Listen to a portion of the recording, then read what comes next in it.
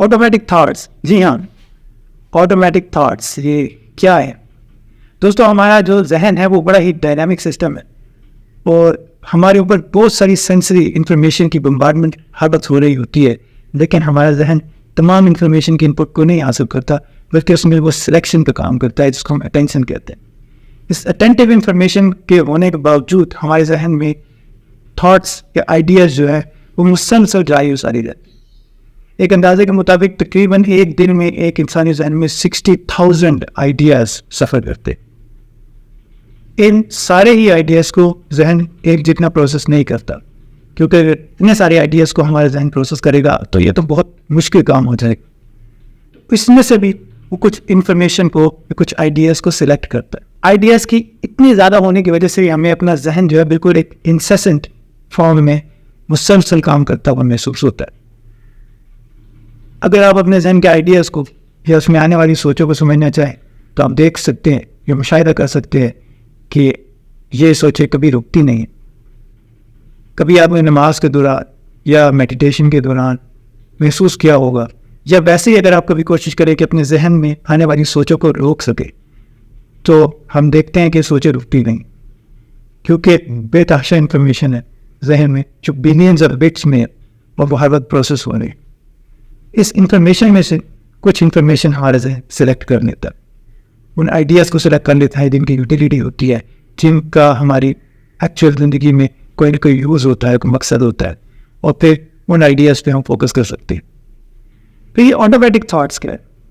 दोस्तों? Automatic thoughts ऐसी thoughts है जो कि बैकग्राउंड में काम कर रही होती है। वक्त के साथ साथ हमने मुख्तलिफ चीज़ों को लर्न किया है, मुख्तलिफ एक्सपीरियंसेस हासिल किए हैं। उन एक्सपीरियंसेस से और हमने अपने जहन में कुछ सोचने के पैटर्न्स डेवलप किए। ये पैटर्न्स वक्त के साथ साथ बिल्कुल एक ऑर्गेनाइज्ड फॉर्म अख्तियार कर लेते हैं और फिर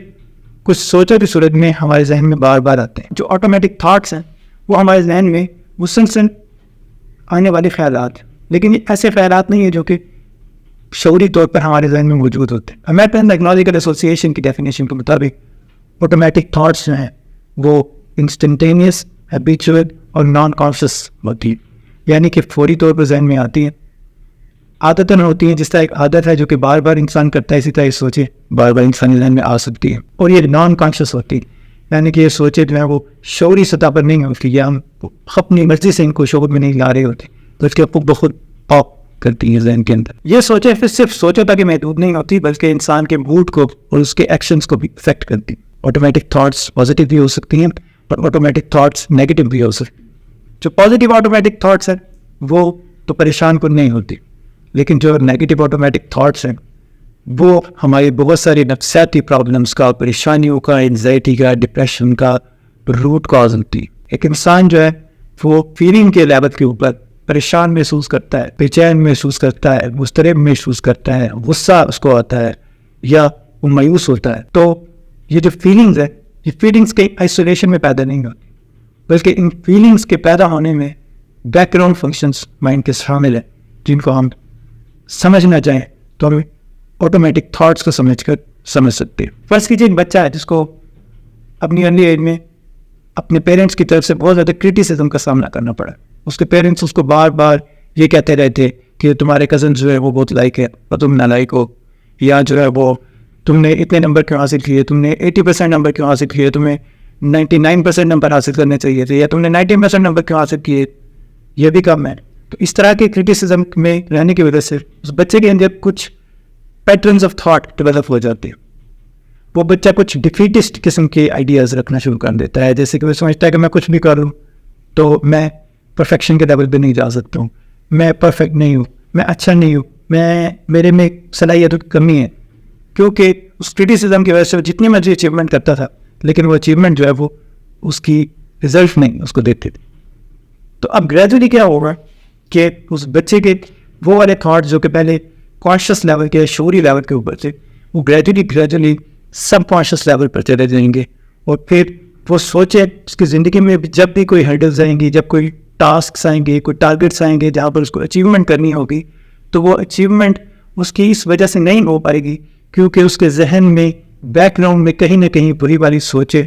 मौजूद थी और अब वो सोचें ऑटोमेटाइज हो गई थी, यानी कि अब वो खुद साख्ता हो गई थी और वो खुद ब खुद उसके जहन में जब भी कोई टास्क आएगा, जब भी कोई डिफ़िकल्टी आएगी, तो उसके जहन में ये ऑटोमेटिक थाट्स पैदा होना शुरू हो जाएंगी कि ये टास्क तो डिफ़िकल्ट है, मैं तो कभी अचीव नहीं कर सकता, मैं तो हाई अचीवर नहीं रहा, या मैं जो है वो स्टैंडर्ड्स को फुलफिल नहीं कर सकता। तो ये वाली जो चीज़ें होंगी उसके बैकग्राउंड में कुछ ऑटोमेटिक थाट्स होंगी जो कि चलती रहेंगी। अच्छा, चूँकि ये जो ऑटोमेटिक थाट्स हैं ये नॉन कॉन्शियस या सब कॉन्शियस लेवल पर होती हैं, तो ये बिल्कुल क्लियर नहीं होती। अमूमन जो चीज़ क्लियर होती है वो हमारे अंदर इमोशंस होते हैं, ये फीलिंग्स होती हैं जो हमें पैदा हो रही होती हैं। जैसे कि अगर हम सैड फील कर रहे हों, हम जो है वो शाय फील कर रहे हों, हम जो है वो लैक ऑफ कॉन्फिडेंस फील कर रहे हों, हमें गुस्सा आ रहा हो, इज़्तिराब हो रहा हो, खौफ महसूस हो रहा हो, तो ये चीज़ें बहुत क्लियर होती हैं और हमें क्योंकि इमोशंस जो हैं बड़े नेचुरल होते हैं, हमारे अंदर प्रोड्यूस होते हैं, हमें समझ आ जाते हैं। लेकिन जो ऑटोमेटिक थॉट्स हैं बड़ी लूसिड किस्म की होती है, बड़ी सटन किस्म की होती है और ये बैकग्राउंड में चल रही होती है। खुशकिस्मती ये है कि हम इंसान जो है वो सिर्फ इन थॉट्स के दर्जे के ऊपर ही नहीं होते, बल्कि हम इससे एक दर्जा ऊपर होते हैं। इनमें नफ्सियात में इसको कहते हैं मेटाकॉग्निशन। मेटाकॉग्निशन का मतलब ये है कि हमारे अंदर सलाहियत पाई जाती है कि हम जो अपने कॉग्निटिव फंक्शन या प्रोसेसेस हैं, यानी कि जो हमारे जहनी फंक्शन है, जो हम सोचते हैं या हम फील करते हैं, इनको हम ऑब्जर्व कर सकते हैं, मॉनिटर कर सकते हैं। अपनी मर्ज़ी से हम इनका तयन भी कर सकते हैं। जैसे कि हम ये डिसाइड कर सकते हैं कि इस टाइम पे मुझे क्या सोचना चाहिए। अगर एक स्टूडेंट का जो है वो एग्ज़ाम है, तो वो अपनी सोचों को उस एग्ज़ाम की तैयारी की तरफ ला सकता है। उसको पता होता है कि मैं इस टाइम पर जो है वो म्यूज़िक भी इंजॉय कर सकता हूँ, लेकिन मुझे सब पढ़ना है, तो अपने आप को शिफ्ट कर सकता है, वो मैथमेटिक्स की तैयारी में लग सकता है। अब वो जब मैथमेटिक्स की तैयारी कर रहा होगा तो उसका जहन जो है मैथमेटिकल फार्मूलाज में चलना शुरू हो जाएगा। तो इस तरीके से हम अपने थॉट्स को मॉनिटर भी कर रहे होते हैं और अपने थॉट्स को ऑर्गेनाइज कर रहे होते हैं, उनको मैनेज कर रहे होते हैं। तो अब हम अपने अंदर चलने वाली ऑटोमेटिक थॉट्स को अगर आइडेंटिफाई कर लेंगे तो हमारा बहुत सारा मसला वहाँ पर हल होना शुरू हो जाएगा, क्योंकि हमें अपनी प्रॉब्लम्स की जो रूट कॉज है उसकी समझ आने लग जाएगी। अब हम इन थॉट्स को कैसे आइडेंटिफाई करें, क्योंकि बहुत सटल होती हैं, तो इसके लिए कुछ तो तरीके हैं जो कि मैं सजेस्ट कर सकता हूँ कि करने चाहिए। इनको आइडेंटिफाई करने के लिए एक इंपॉर्टेंट चीज़ ये है कि हम देखें कि हमें कौन सा इमोशन किसी ख़ास टाइम पे पैदा हो रहा है, ख़ास तौर पर नेगेटिव इमोशंस, क्योंकि नेगेटिव इमोशंस हैं जो कि प्रॉब्लमेटिक हैं और हम उन्हीं को नहीं एक्सपीरियंस करना चाह रहे होते। तो हम जैसे कि कभी सैड फील कर रहे हैं या कभी हमें गुस्सा आ रहा है, तो उस टाइम पे हमें ये देखने की कोशिश करनी चाहिए कि ये जो गुस्सा है, इस गुस्से के पीछे क्या सोच चल रही है। ज़ाहिर है एक मुश्किल काम है, लेकिन ये मुश्किल काम हमें करना पड़ता है अगर हम अपने अंदर कुछ नफ्सियाती लेवल पर तब्दीली लाना चाह रहे हैं। ज़ाहिर है कि गुस्से के आलम में एक शख्स को कंट्रोल नहीं होता, उसके लिए ये अपने आप को जज करना कि वो क्या कर रहा है, उस टाइम पे क्या सोच रहा है, ये बड़ा मुश्किल काम है। लेकिन इसमें यह भी हो सकता है कि जैसे एक शदीद गुस्से के अंदर में तो एक बंदा नहीं सोच सकता, लेकिन जब थोड़ा सा गुस्सा कम होता है या एक शख्स को थोड़ा गुस्सा होता है, तो उस टाइम पर एक शख्स जो है वो सोचने की कोशिश करे कि उसके इस गुस्से या फीलिंग के पीछे सोच क्या चल रही है। अमूमन जो गुस्से के पीछे सोच होती है वो किसी न किसी मिसट्रीटमेंट की, किसी ने आपका ट्रस्ट ब्रेक कर दिया है, कोई धोखा हो गया है, तो इस तरह की सोचें जो है ना उसके नतीजे में जब पैदा होती हैं तो फिर गुस्से की कैफियतें पैदा होती हैं। तो हमें उन सोचों को पहले आइडेंटिफाई करने की ज़रूरत है, क्योंकि जब हम उन सोचों तक पहुँचते हैं तो फिर ही हम जो है वो उसकी ट्रीटमेंट की तरफ जा सकते हैं। दूसरा, ऑटोमेटिक थॉट्स को समझने के लिए ये तरीका हो सकता है, अगर हम अपने इमोशंस के ज़रिए उसको नहीं ब्रेक कर पाए, कि हम जो है वो जिस सिचुएशन की वजह से ये प्रॉब्लम पैदा होती है उस सिचुएशन को समझने की कोशिश करें। जैसे कि फ़र्ज़ किया एक स्टूडेंट है, उसके 90% मार्क्स आते हैं, लेकिन सारे सब्जेक्ट्स में उसके एक्सीलेंट ग्रेड्स होने के बावजूद एक सब्जेक्ट में उसका डी ग्रेड है, और एन मुमकिन है कि बाकी सब्जेक्ट्स को छोड़ के वो उस सब्जेक्ट के बारे में परेशान हो जाए कि इसने मेरा डी क्यों आ गया। तो अब उसमें जो सैडनेस की कैफियत आ रही है वो हमें पता लग रहा है कि वो उसके सब्जेक्ट में मार्क्स कम आने की वजह से आ रहे हैं, लेकिन अब उसमें ऑटोमेटिक थॉट क्या पैदा हो रही है, इसमें सिचुएशन को उसको हमें मज़ीद एनालाइज करने की ज़रूरत पड़ी। जैसे कि हम एक चीज़ फ़र्ज़ कर लेते हैं कि उसके एक सब्जेक्ट के बजाय सारे सब्जेक्ट्स में अगर डी ग्रेड आ जाते तो फिर क्या होता, फिर किस किस्म की सोच उसमें पैदा होती। ज़ाहिर है कि उसमें सोच पैदा होती कि मैं एक नाकाम इंसान, या मेरे से नहीं हो सकता, ठीक है ना, पढ़ना मेरे बस की बात नहीं है। तो असल में ये वो सोचा उस सब्जेक्ट में नंबर कम आना मसला नहीं था जिससे उसमें टेंशन से, स्ट्रेस से, डिप्रेशन पैदा हुआ, बल्कि असल मसला ये था कि ये जो नंबर कहाँ आए, उसने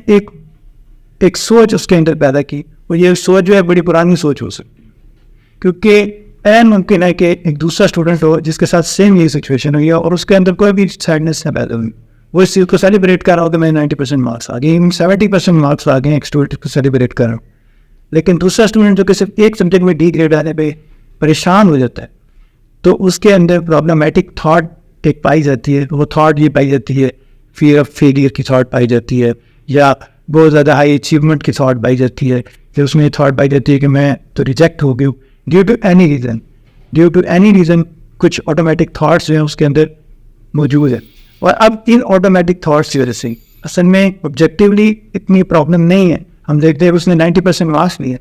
लेकिन ये जो ऑटोमेटिक थाट एक पैदा हो गई जो कि फेलियर की थाट है, वो उसके अंदर प्रॉब्लम क्रिएट कर रही है। तो जब इस थाट को आइडेंटिफाई कर लिया जाएगा तो फिर इस थाट पे हम काम कर सकते हैं, इस थाट को हम नॉन कॉन्शियस से कॉन्शियस बना सकते हैं, हम इसको समझ सकते हैं, और फिर हम इस तरह की परेशानियों से बच सकते हैं। हम अगर अपने अंदर पैदा होने वाली नफ्सियाती कैफियत से मुतमईन नहीं है, हम एंक्शस रहते हैं, परेशान रहते हैं, डिप्रेस रहते हैं, तो एक इम्पॉर्टेंट स्ट्रेटजी ये है कि हम अपनी ऑटोमेटिक थाट्स का एक रिकॉर्ड इस्टेब्लिश करें। हम एक पेपर और पेन ले लें, और हम जब भी किसी इमोशनल कैफियत से गुजर रहे हों जो कि हमें पसंद ना हो, तो हम उसके बैकग्राउंड में जो थाट्स प्रोड्यूस हो रहे हैं उनको रिकग्नाइज करें और उनको लिख लें। इस तरह से हम अपने अंदर वैरायटी ऑफ इमोशंस जो पैदा हो रहे हैं, अगर कभी हम सैड फील कर रहे हैं, कभी हम एंग्जाइटी फील कर रहे हैं, कभी हम मायूसी फील कर रहे हैं, कभी हमें गुस्सा आ रहा है, तो हम अगर अपनी थाट्स पर काम करना शुरू करें, इमोशंस के एनालिसिस करना शुरू करें, और उसके बाद उनके बैकग्राउंड के थाट्स को मेंटेन करना शुरू करें, तो हमारे पास एक रिकॉर्ड आ जाएगा कि फ़र्ज़ किया कि आप हफ्ते के हफ्ते एक रिकॉर्ड इस्टेब्लिश करना शुरू कर दें। एक हफ्ते के बाद उसका जायज़ा लें कि कौन कौन से ऑटोमेटिक थाट्स हैं जो कि मेरे अंदर पैदा हुए हैं, और उसके बाद जो है वो उन्होंने किस तरह के इमोशंस मेरे में क्रिएट किए। मैं उम्मीद करता हूँ कि ये वीडियो आपको पसंद आई होगी। अगर आपको ये वीडियो पसंद आई है तो इसको लाइक कीजिए, मेरे चैनल को सब्सक्राइब कीजिए। मैं कोशिश करूँगा कि फ्यूचर में भी आपके लिए मालूमाती वीडियोस बनाता रहूँ। आपका बहुत शुक्रिया।